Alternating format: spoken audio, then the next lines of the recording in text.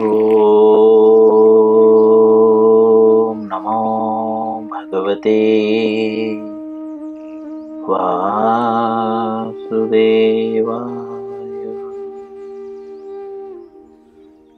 ॐ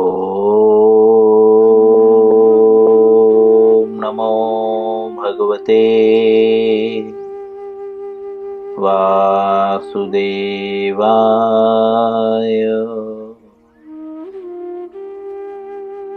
ॐ नमो भगवते वासुदेवाय।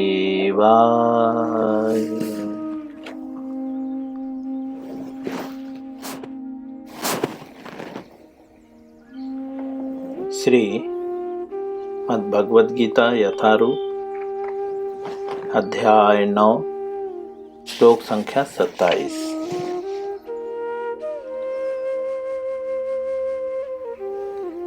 भगवद गीता का 9वां अध्याय का नाम है परम गुह्य ज्ञान और 27वां श्लोक। इसके पूर्व भी हम इस श्लोक को पढ़ चुके हैं। आज इस श्लोक का दूसरा दिन है, इसलिए हम इस श्लोक पढ़ के शब्दार्थ ना पढ़ते हुए अनुवाद में प्रवेश करेंगे और उसके बाद तात्पर्य में। सभी लोग मेरे पीछे श्लोकों को दोहराने का प्रयत्न करें यथासंभव, चाहे वह त्रुटि पूर्वक ही क्यों ना हो। यत् करोसि यत् स्नासि यजुहोसि ददासि यत् तत् पश्यासि कौन्तेय तत्कुरुस्व मदर्पणम्। पुनः यत् करोसि यत् श्रासि यजुर्होसि ददासि यत् पश्यसि कौन्तेय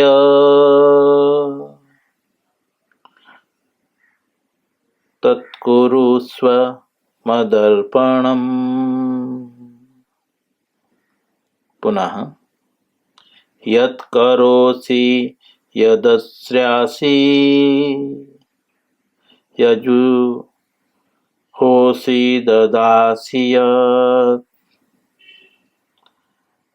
यत् पश्यसि कौन्तेय तत्कुरुस्व मदर्पणम्। अनुवाद। हे कुंती पुत्र, तुम जो कुछ करते हो, जो कुछ खाते हो, जो कुछ अर्पित करते हो या दान देते हो और जो भी तपस्या करते हो, उसे मुझे अर्पित करते हुए करो। चलिए इस श्लोक को श्रील प्रभुपाद जी के द्वारा समझें। तात्पर्य श्रील प्रभुपाद जी के द्वारा। श्रील प्रभुपाद जी कहते हैं, इस प्रकार यह प्रत्येक व्यक्ति का कर्तव्य है। किस प्रकार? जैसा कि यहाँ पे बता रहे हैं, जो कुछ भी करते हो, जो कुछ भी खाते हो, जो कुछ भी अर्पित करते हो, दान देते हो, तपस्या करते हो, ये भगवान को अर्पित करें। उसके पहले भी बता चुके हैं, पत्रम पुष्पम फलम तोयम यो मे भक्त्या परेच्छति। प्रभुपाद जी लिखते हैं, इस प्रकार जो है प्रत्येक व्यक्ति का कर्तव्य है। क्या कर्तव्य है? तो और स्पष्ट से समझाने के लिए बोलते हैं कि वह अपने जीवन को इस प्रकार से ढाले कि किसी भी दशा में कृष्ण को ना भूले।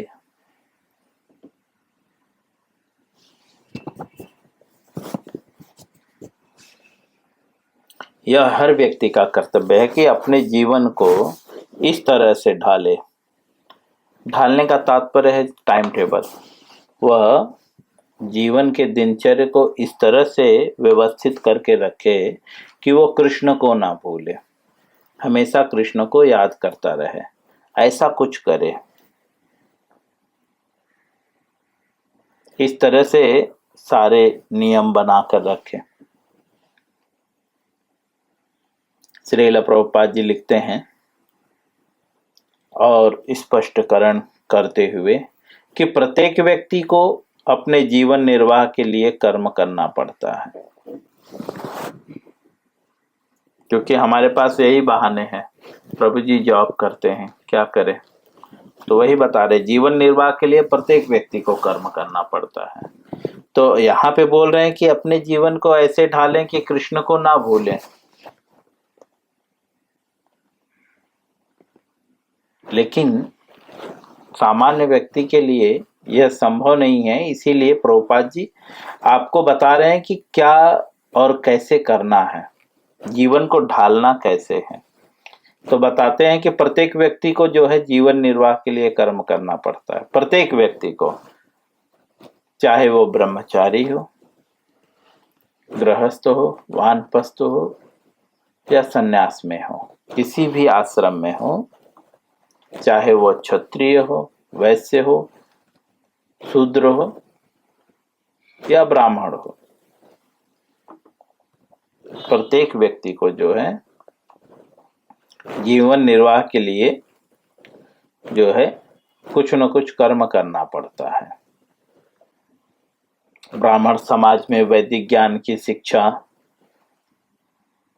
और यज्ञ करके लोक कल्याण हेतु जो है अपना जीवन निर्वाह करता है।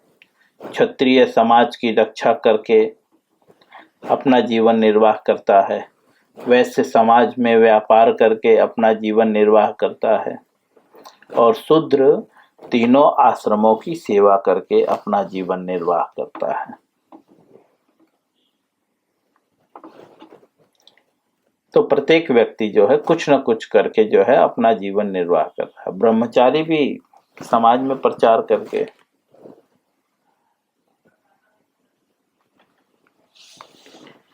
आगे श्रील प्रभुपाद जी लिखते हैं, और कृष्ण यहाँ पर आदेश देते हैं कि हर व्यक्ति उनके लिए ही कर्म करे। प्रभुपाद जी कहते हैं कि वो जीवन निर्वाह के लिए कर्म ना करे। किसके लिए कर्म करे? क्या सोच के करे? कि कृष्ण के लिए कर्म करना है, ऐसा सोच के करे। ऐसा क्यों कह रहे हैं? क्योंकि भगवान ने इसके पूर्व कह दिया है। क्या कह दिया है? थोड़ा सा और पीछे जाएंगे हम।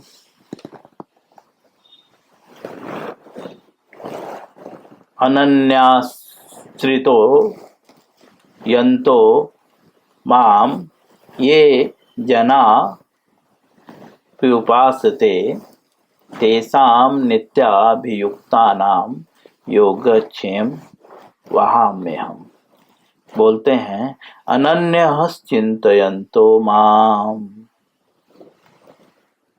ये जना पर्युपासते तेषां नित्याभियुक्तानां योगक्षेम वहाम्यहम्।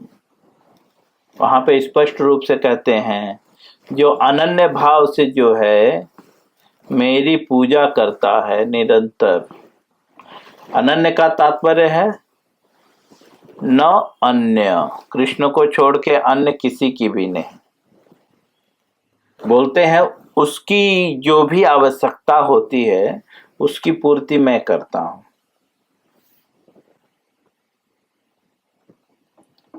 बोलते हैं और जो कुछ उसके पास है उसकी रक्षा मैं करता हूं।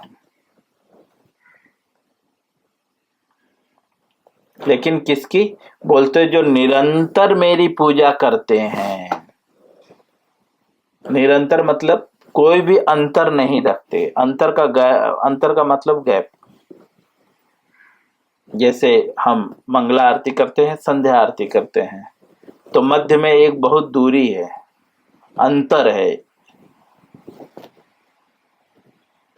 यह सामान्य भाषा है, अंतर।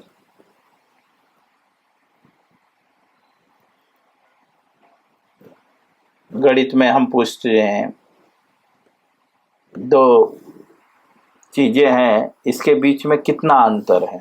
1 फीट का अंतर है, 2 फीट का अंतर है, 3 फीट का अंतर है, 1 घंटे का अंतर है। हम कभी कभी पूछते हैं, भाई यहाँ से कांदेवली जाना है, कितना अंतर है, मतलब कितना टाइम लगेगा? तो बोलते हैं निरंतर भगवान की पूजा करते हैं। निरंतर मतलब कोई भी गैप नहीं होना चाहिए, कोई भी अंतर नहीं होना चाहिए। दूसरे शब्द में कहें तो हर क्षण भगवान की सेवा पूजा में लगी रहना चाहिए।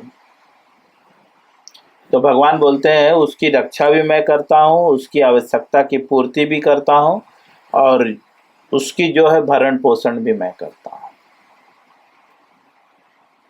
रक्षा का तात्पर्य है कि हम, मन में आता है कभी कभी, भाई हम बुढ़े हो जाएंगे तो क्या क्या होगा, कौन हमारी देख रेख करेगा? तो यहाँ पे भगवान बोल रहे हैं उसके बाद जो कुछ भी है और उसकी रक्षा भी मैं करता हूँ।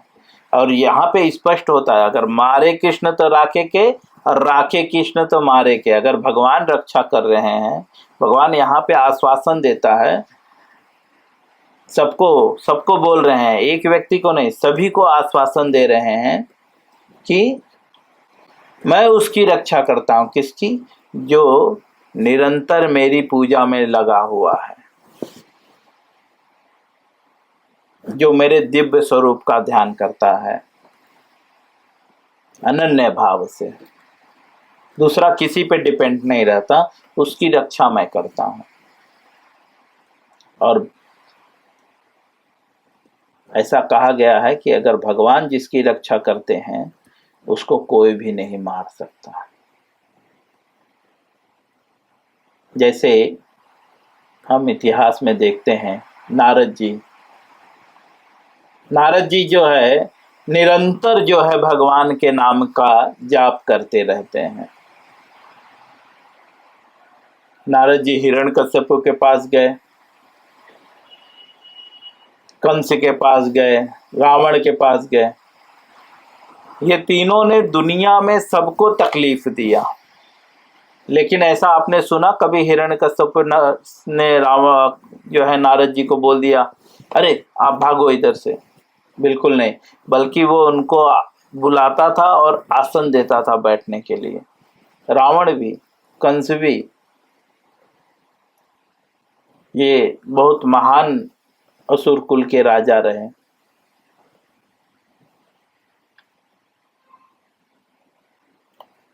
ये सब ऑर्डिनरी असुर नहीं थे।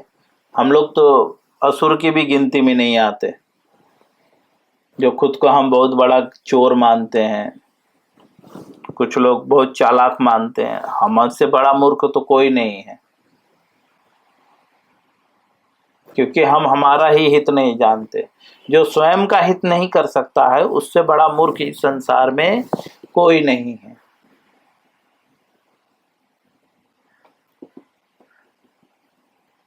तो जैसा कि नारद जी के जीवन में हमने देखा कि उनको कोई किसी ने भी तकलीफ नहीं दिया, दो उल्टा शब्द भी नहीं दिया, कुछ भी नहीं बोला उन्हें। क्यों? क्योंकि यहाँ पे भगवान कहते हैं, अनन्य चिंतयन्तो माम ये जना परुपासते तेषां नित्याभियुक्तानां योगक्षेम वहाम्यहम्। मैं उसकी रक्षा करता हूँ, मैं उसका योगक्षेम, उसका दायित्व ले लेता हूँ मरने तक। कोई कष्ट नहीं होगा उसे, और जो वह उस कष्ट को भोग रहा है वह उसकी आसक्ति के कारण भोग रहा है। क्योंकि आसक्ति के कारण वो अनन्य भाव से भगवान की भक्ति नहीं कर रहा है। अगर आप अनन्य भाव से भगवान की भक्ति करोगे तो निश्चित ही भगवान आपकी रक्षा करेंगे। तो इसीलिए प्रभुपाद कहते हैं कि कृष्ण आदेश देते हैं कि हर व्यक्ति उनके लिए ही कर्म करे। किसके लिए? कृष्ण के लिए। आगे लिखते हैं, प्रत्येक व्यक्ति को जीवित रहने के लिए कुछ न कुछ खाना होता है, अतः उसे चाहिए कि कृष्ण को अर्पित भोजन की उच्छिष्ट को ग्रहण करे। क्योंकि हमने भगवान के लिए कर्म किया, भगवान के लिए पैसा कमाया, तो क्या किया? तो भगवान कहते हैं कि ठीक है, इसे मुझे दो। तो भगवान को जब हम देते हैं तो भगवान हमें प्रसाद के रूप में देते हैं, तो बोलते हैं अब आप इसे खाओ। आगे लिखते हैं, प्रत्येक व्यक्ति को कुछ न कुछ धार्मिक अनुष्ठान करने होते हैं। धार्मिक अनुष्ठान अर्थात धर्म के लिए अनुष्ठान। धर्म क्या है? धर्मस्तु साक्षात भगवत प्रणीतम। भगवान ने जो कहा है वो धर्म है। और धर्म की व्याख्या कहाँ की गई है? भगवान ने क्या कहा है? तो भगवान, हम भगवत गीता में पढ़ चुके हैं।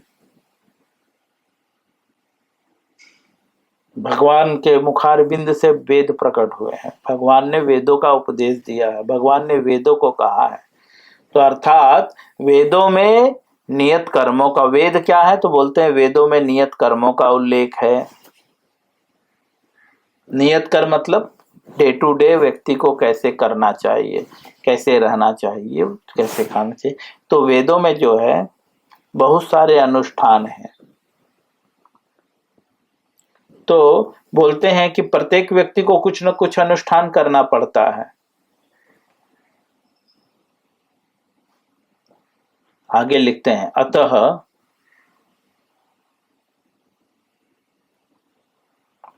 कृष्ण की स्तुति है, कृष्ण की संस्तुति है, इसे मेरे हेतु करो। ये जो अनुष्ठान है ये किसके हेतु करो? कृष्ण के लिए। मना नहीं कर रहे हैं कि अनुष्ठान मत करो। जैसे हम नया घर लेते हैं तो गृह प्रवेश करते हैं, विवाह के समय पे पूजा होता है, अलग अलग अनुष्ठान है।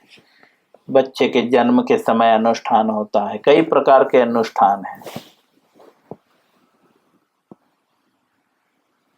दान देने से पूर्व भी अनुष्ठान करना होता है, हालांकि आजकल लोग नहीं करते। इसीलिए मैं कहता हूँ कम से कम आप लोग सुबह उठिए, पूजा करने के बाद तुरंत जो है एकादशी जो हम दान देते हैं, पूजा करने के बाद तुरंत दान दीजिए।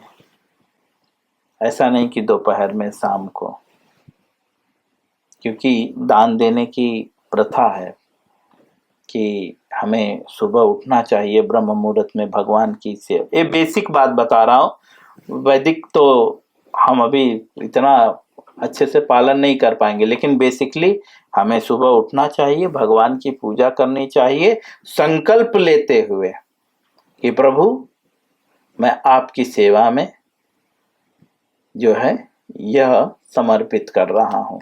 इस तरह से संकल्प कर कर दान देना चाहिए और उसी समय संकल्प करना चाहिए कि आज मैं प्रयत्न करूँगा कि एकादशी में इस प्रकार से पालन करूँगा, निराजल फलाहार, और मेरा दिनचर्या कैसा होगा, ऐसे संकल्प लेना चाहिए हाथ को जल में रख के, और श्री विष्णु श्री विष्णु श्री विष्णु करके अर्पित कर देना चाहिए। संकल्प का बहुत ही बड़ा महत्व है।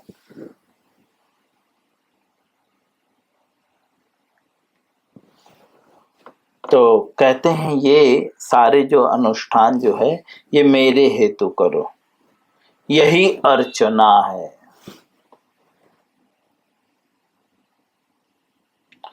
प्रत्येक व्यक्ति कुछ न कुछ दान देता है,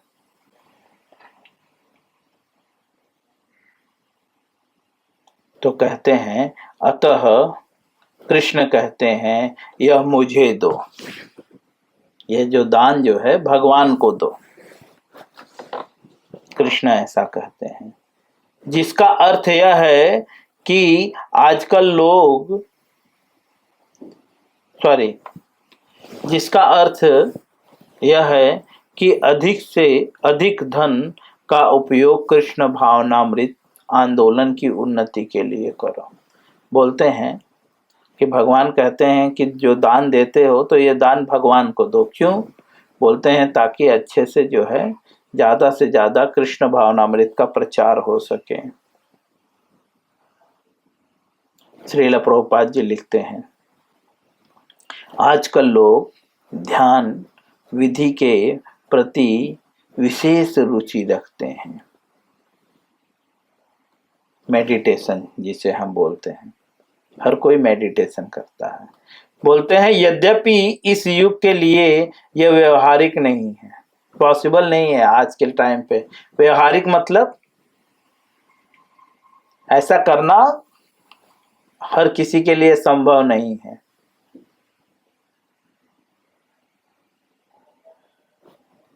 सिर्फ बोलना है, बोलना बड़ी बात है, लेकिन एक्चुअली पॉसिबल नहीं है। तो बोलते हैं किंतु यदि कोई 24 घंटे हरे कृष्ण का जप करता है, किंतु यदि कोई 24 घंटे हरे कृष्ण का जप अपनी माला में करे तो वह निश्चित रूप से महानतम ध्यानी तथा योगी है। प्रभुपाद जी बोलते हैं जो मेडिटेशन करते हैं तो ये मेडिटेशन आज के टाइम में पॉसिबल नहीं है, व्यवहार में लाने के योग्य नहीं है। बोलते हैं लेकिन अगर व्यक्ति 24 आवर भगवान के नाम का जप करे तो ये पॉसिबल है। और ये वास्तव में महान मतलब ग्रेट। बोलते हैं ये ग्रेट मेडिटेशन है, सबसे बेस्ट मेडिटेशन है और यही योग है, सबसे बेस्ट योग है और वही सबसे बेस्ट योगी है।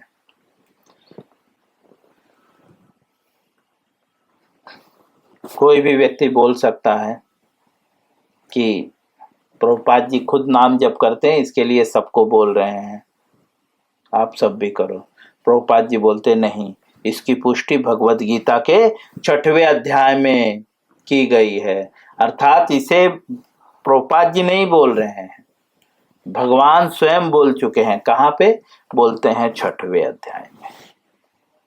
6वें अध्याय में भगवान बता चुके हैं कि सबसे बेस्ट योग क्या है? भगवान के नाम का जप।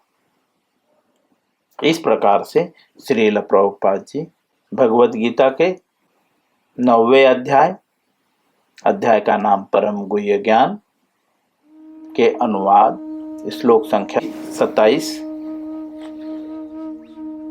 जो है उसके अनुवाद और तात्पर्य को पूर्ण करते हैं। हरे कृष्ण।